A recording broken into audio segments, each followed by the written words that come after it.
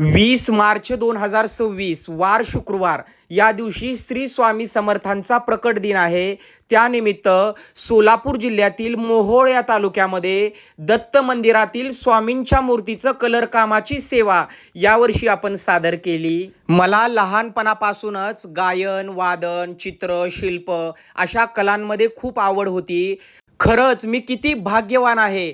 त्या कलेचा मला आज उपयोग होतोय आणि माझ्या हातून स्वामींची मूर्ती कलर काम करण्याचा मला मोहोळमधील दत्त मंदिरातील ट्रस्टी व पुजारी यांनी दिला. तर मूर्तीचे कलर काम केल्यानंतर मूर्तीवर एक वेगळेच तेज पाहायला मिळत होते. अगदी मनाला एक वेगळंच समाधान जाणवत होतं.